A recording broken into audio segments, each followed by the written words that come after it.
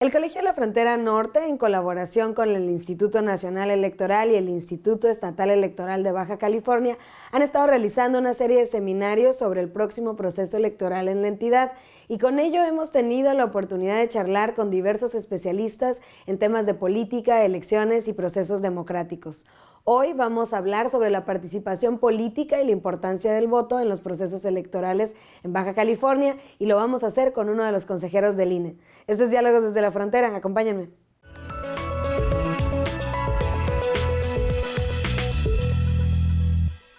Bienvenidos a Diálogos desde la Frontera. Como algunos de ustedes saben, y ya lo hemos hablado en este programa, en Baja California estamos en vísperas de una elección importante, donde se renovará la gubernatura, alcaldías y diputaciones en todo el estado.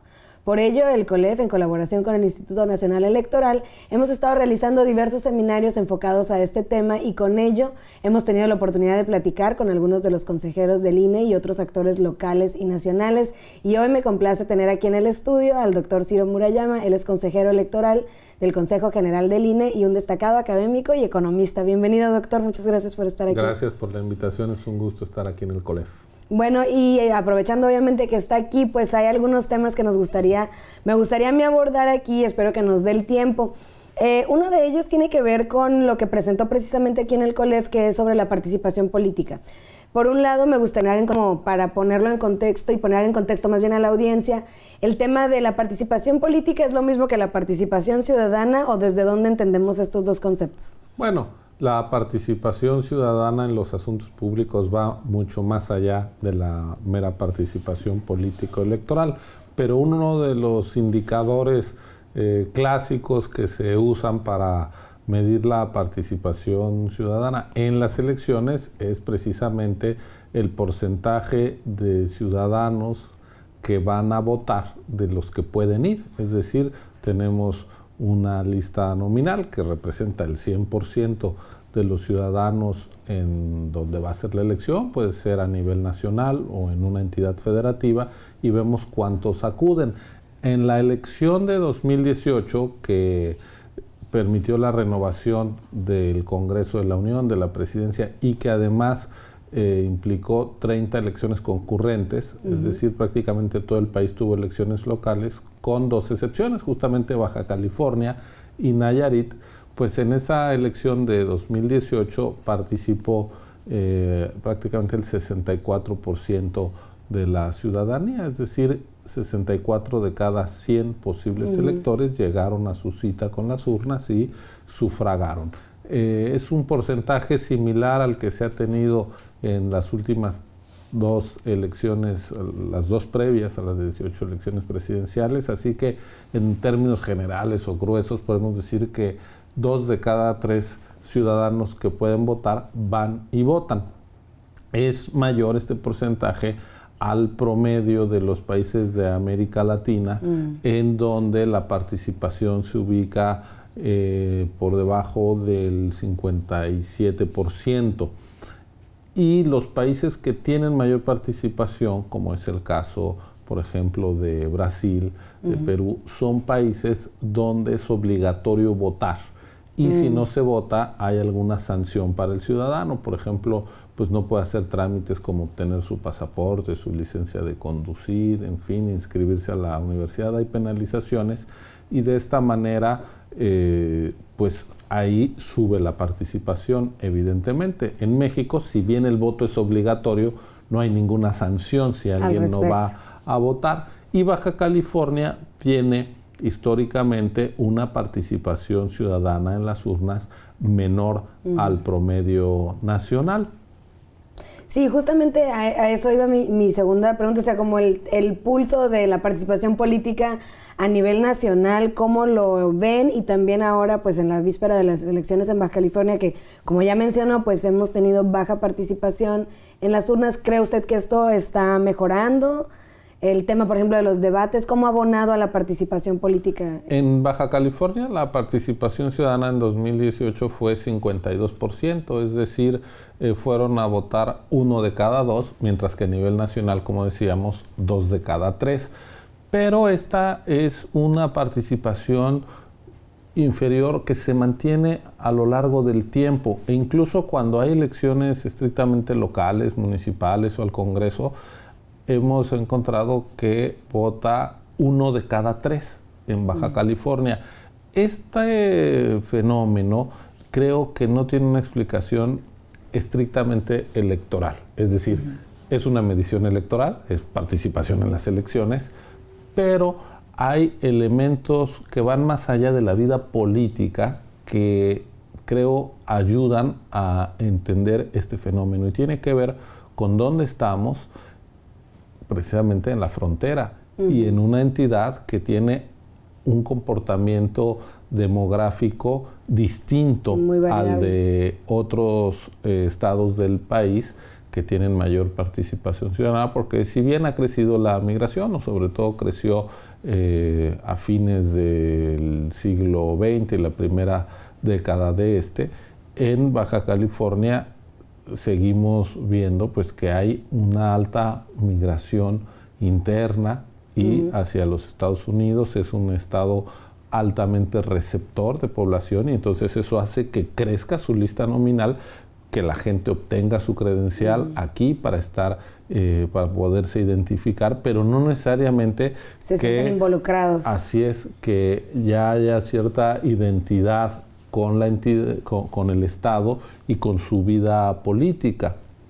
Es una población que está muy atenta a la relación binacional, es decir, su agenda no solamente es de política nacional o de política local. Y hay algunas otras entidades que empiezan a presentar el mismo fenómeno. Por ejemplo, el caso de Quintana Roo, un estado que ha recibido mucha población por el polo de atracción turística, y entonces llega mucha fuerza de trabajo a laborar en el sector servicios, y empieza a darse este comportamiento. Entonces yo diría, hay factores que tienen que ver con la dinámica poblacional, con la dinámica económica, que inciden en esto y que son estructurales y difícilmente se pueden cambiar desde la óptica electoral, pero también hay elementos sin duda estrictamente políticos, y tiene que ver con la calidad de los actores políticos, con la atención que logran generar en la ciudadanía para lograr que participe más gente en la vida política local. Claro que sí, vamos a seguir platicando, vamos a hacer una pequeña pausa y ya regresamos, no se vayan, estamos en Diálogos desde la Frontera. Bienvenidos de regreso a Diálogos desde la Frontera. Si apenas nos sintonizan, estamos charlando con el doctor Ciro Murayama, consejero del INE. Y bueno, estábamos hablando de la participación política. Creo que el INE ha hecho muchos esfuerzos, sobre todo con el tema de los debates. Lo vimos en la elección pasada, también cambiaron sus formatos de alguna manera, y cuando vino el consejero presidente Córdoba también nos mencionaba que hay muchos esfuerzos por incentivar a la población, a la ciudadanía, que salgan a votar, que se involucren. Obviamente, como decía, pues la calidad de los actores políticos influye mucho, y también pues las condiciones de nuestras regiones, pero ¿cómo ve usted esta parte? ¿Los debates sí han incentivado, han visto un cambio en el interés de la ciudadanía por participar? Bueno, yo creo que los debates son un componente indispensable de las elecciones realmente competidas. Pensemos que los debates llegaron cuando se fue erosionando aquel México donde las elecciones eran un ritual con ganadores y perdedores predeterminados, cuando aquella época del destape en la que uno sabía que pues quien era el elegido por el presidente en turno iba a ser su sucesor. Eso se acabó en los años 90 en México. Empezamos a tener elecciones cada vez más competidas, y no es gratuito entonces que el primer debate presidencial haya ocurrido en la elección de 1994, una elección que fue muy disputada, la primera vez que el candidato ganador no obtuvo más del 50% de los votos, ganó Ernesto Zedillo con un porcentaje inferior en una contienda pues cara a cara con Fernández de Ceballos del PAN y con el ingeniero Cuauhtémoc Cárdenas del PRD, y desde entonces los debates son parte de la vida democrática, y ojalá que no desaparezcan. Incluso ya la legislación electoral prevé la celebración de debates En el caso de la elección presidencial incluye 2 y nosotros desde el INE, como todo el mundo sabe, decidimos realizar 3, es decir, extender el número de debates para que la gente tuviera más elementos para ejercer su voto informado. Aquí este año en Baja California la autoridad electoral local ha decidido convocar a 3 debates entre los candidatos a la gubernatura. Vamos a ver si acuden todos los candidatos. Creo yo que los debates son un deber ser y que independientemente de quien esté participando, son un ejercicio mucho más democrático que cualquier mitin de campaña. ¿Por qué? Porque la democracia permite la existencia de distintas opciones. No hay una sola fuerza política que pretenda acaparar toda la expresión de la sociedad, sino que los partidos son eso, parte, ¿no? Y entonces representan a distintas sensibilidades de una sociedad que pues no se puede envasar en el molde de una sola fuerza política. Entonces, los debates permiten ese contraste de la pluralidad de las distintas opciones, el que los candidatos vayan a un espacio a discutir entre ellos, a reconocer al otro, a escucharlo y a contestarle, es mucho más democrático que cualquier mitin de campaña donde pues cada candidato está con sus seguidores, con sus simpatizantes, y entonces pues es un discurso en donde nosotros reunimos todas las virtudes y en los otros están todos los defectos, ¿no? En el debate se contrastan, no es un paseo por las nubes, no es la zona de confort, es reconocer al otro, es estar discutiendo y hacerlo de cara a la ciudadanía. Por eso digo que tiene un valor democrático superior el debate al acto de campaña, que es más un monólogo, digamos, ¿no? Entonces, pues los debates son parte de la cotidianidad en todo el mundo democrático donde hay elecciones genuinas, hay debates. Es muy difícil pensar que algún gobernante pueda llegar a ejercer un cargo de responsabilidad sin siquiera haberse dado la oportunidad de discutir con el otro. Cuando México era un país con un régimen político no democrático, pues ya se sabía quién iba a ser el ganador, entonces el ganador no perdía su tiempo discutiendo con candidatos que eran testimoniales. Yo espero que esa cultura política no regrese a nuestro país. Como que queda en el imaginario, pero ya no lo vemos en la realidad, o sea, ya y como dice, que no vuelva. Y que no vuelva, exactamente. Pues bueno, otra cosa que también quería aprovechar que está aquí con nosotros es el tema del dinero, el tema de la fiscalización de los partidos y de las campañas. De alguna manera también creo que la ciudadanía ha mencionado y ha estado en la agenda pues el tema del dinero, ¿no? Siempre ha sido, y esto tiene que ver también con los recortes que se pretenden hacer también a los partidos. Quisiera ver si podemos ligar los dos temas. ¿Quién hace la fiscalización de esto? ¿La autoridad electoral en el INE? ¿Y por qué es tan importante? Bueno, el tema del dinero en la política es un asunto estructural. Todos los sistemas democráticos que precisan de partidos políticos, de opciones que compiten por el voto de la ciudadanía, implican que se necesitan recursos, es decir, tener una estructura de simpatizantes, de seguidores, comités municipales, estatales, el despliegue de las campañas, pues requiere dinero. Eso no es ninguna novedad, es más bien algo obvio, pero esa necesidad de dinero puede también tener consecuencias negativas sobre la vida política, porque si el dinero está mal repartido, si hay intervención de grupos de poder económico o peor aún, de grupos delincuenciales, dando cantidades importantes de dinero a una opción o a unas opciones en demérito de las otras, pues se pueden generar condiciones asimétricas de la competencia y desvirtuar la democracia, que es un ejercicio entre iguales, porque cada voto cuesta exactamente, vale lo mismo, mientras que el dinero no está repartido de manera igualitaria. Entonces, regular el dinero en la política es una necesidad de todas las democracias y ninguna está a salvo de los problemas que el dinero puede generar. Implica, claro. No hay una sola democracia que haya escapado de escándalos de corrupción política.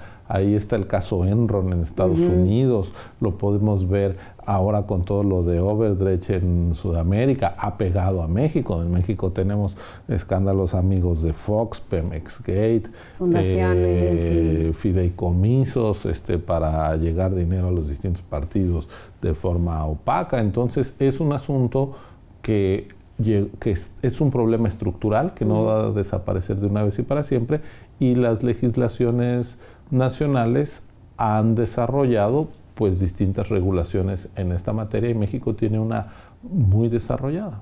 Vamos a hacer otra pausa y ahorita regresamos a seguir hablando de este tema. No se vayan, estamos en Diálogos desde la Frontera. Bienvenidos de regreso a Diálogos desde la Frontera. Estamos con el doctor Ciro Murayama. Y antes del corte nos comentaba estábamos hablando sobre el dinero, cómo es una parte estructural de la política, pero que también necesita tener pues una autoridad y una regulación y una fiscalización. En ese sentido, ¿cómo está trabajando el INE para pues mejorar también estos procesos de transparencia? Efectivamente, en México lo que se ha hecho es optar por un modelo de financiamiento a la política predominantemente público. Yo sé que este es un tema no muy popular, que la mayoría de la gente dice no debería de haber financiamiento público a los partidos. Sin embargo, yo tengo un punto de vista contrario. Si el dinero no es público, va a ser privado. Y si los partidos dependen del dinero privado, en vez de entidades de interés público, como dice la Constitución, que deben ser o son los partidos, pues van a estar dependiendo del dinero privado. Y el dinero en las economías capitalistas de mercado está asimétricamente repartido. Entonces, que los partidos se vuelvan dependientes de grupos de poder económico o peor, ya decía yo, de grupos delincuenciales, pues es muy peligroso. Más vale que tengan dinero limpio, de origen transparente, nítido, financiamiento público, y eso sí, que lo gasten bien y que exista una fiscalización rigurosa, como es la que quiere desplegar el INE y tiene que desplegar. Nosotros somos la única autoridad fiscalizadora en materia electoral en el país, y los partidos tienen que rendir cuentas de cada centavo que ingresan y de cada centavo que gastan. En general, el financiamiento público hizo posible la democratización de México. Este financiamiento público preponderante y que además se reparte con reglas de equidad, no de igualdad, porque no todos los partidos son iguales. El 30% se da de forma igualitaria y el 70% en función de la presencia electoral de cada partido. Entonces, esta fórmula que apareció por primera vez en 1996 antecedió los grandes cambios políticos del país. La elección de 97, cuando el presidente perdió el control de la Cámara de Diputados, la primera alternancia en la presidencia en el 2000, congresos divididos, es decir, que el presidente no podía sacar sus iniciativas sin pactar con otros actores políticos, es decir, un Congreso que hacía contrapeso al Ejecutivo, y con eso acabamos con el hiperpresidencialismo. Todos estos fenómenos políticos, llevamos 4 elecciones en este siglo, 3 con alternancia. Un partido que no existía hace 6 años como Morena, hoy está en el gobierno gracias a que logró ser partido y tuvo acceso a radio y televisión, a financiamiento público. Entonces esto ha permitido que las minorías existan e incluso que se puedan volver mayorías. El financiamiento público está en la base de esta competencia política propiamente democrática. A veces no se ve o no se quiere reconocer la importancia de que tengamos unas elecciones con un piso de equidad que permiten precisamente estos resultados que solo las elecciones competidas arrojan. Entonces, a mí me parece que es importante preservar el financiamiento público. No es un tema popular, pero no todo lo popular necesariamente es bueno o lo impopular necesariamente es malo. Claro, y precisamente que vengan personas como usted a explicarnos y a la audiencia pues cómo funcionan realmente las cosas, no como lo leemos en redes sociales o como puede ser nada más los encabezados. Ahora, en ese sentido hay una iniciativa de reducirles hasta el 50% el presupuesto público a los partidos políticos. ¿Cree que es conveniente hacer una evaluación de esta iniciativa? ¿Cree que es una buena propuesta? No creo que sea una buena propuesta porque implica afectar las condiciones del sistema de partidos y sobre todo a la oposición. Nosotros dejamos atrás un sistema de partido político hegemónico que tenía el poder, tenía el gobierno y desde ahí desplegaba su actividad política, y la oposición pues competía en condiciones asimétricas. Eso lo dejamos atrás y no hay que regresar a eso de lo que venimos escapando para construir un sistema propiamente democrático. Si hoy prosperara esa idea, pues el partido en el gobierno tendría de todas formas, gracias a su votación, un 80% más de recursos que el año pasado, y los partidos de oposición los mandaríamos a la mitad de los recursos que tienen hoy. Es decir, es una reforma que favorece al partido en el gobierno y castiga a los demás. Las reformas electorales siempre se han hecho incluyendo a las distintas fuerzas políticas y como fruto de grandes pactos. Aquí no veo que haya un gran pacto, sino una decisión en todo caso unilateral. Tendría que ser una reforma constitucional que no creo que pueda tener la mayoría de votos que se requiere para cambiar la Carta Magna. Lo que sí se puede revisar son los montos de financiamiento, por ejemplo, en las entidades federativas. Con la reforma de 2014, la fórmula de cálculo de la bolsa de financiamiento a los partidos políticos se replicó a nivel de las entidades. Entonces, en realidad son dos bolsas. Una, la que da el INE, con base en la regla que es el 65% de una UMA, de una unidad de medida de actualización, al día por cada ciudadano en el padrón.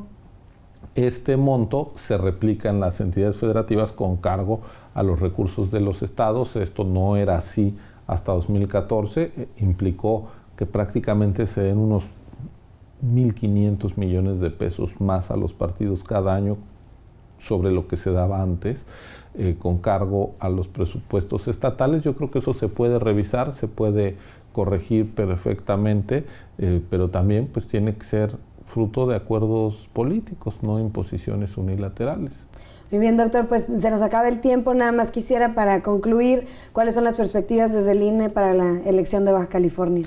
Bueno, pues nosotros estamos recorriendo todo el estado con nuestros capacitadores, estamos visitando al 13% de la ciudadanía, invitándola a hacerse cargo del día clave de este proceso, que es la jornada electoral, y estamos teniendo buena respuesta. Así que la única incertidumbre es el resultado electoral, que es la única incertidumbre legítima en democracia. Todo lo demás pues está afinado y avanzando sobre ruedas. Quiero agradecerle muchísimo que haya estado aquí, que se haya tomado el tiempo para estar con nosotros. Muchas gracias por la entrevista. No, el agradecido soy yo. Muchas gracias a ustedes también, y quiero recordarles que el seminario sobre participación política México en la era de las alternancias, en el que participó nuestro invitado del día de hoy, así como las sesiones anteriores de este seminario, las pueden ver completas en nuestro canal de YouTube del COLEF, donde también pueden acceder a todos los programas de Diálogos desde la Frontera. Y antes de irnos, los invito a seguirnos en redes sociales. En Facebook estamos como Diálogos desde la Frontera y en Twitter como @diálogoscolef. Mi nombre es Flor Arballo y nos vemos en la próxima edición de Diálogos desde la Frontera. Hasta pronto.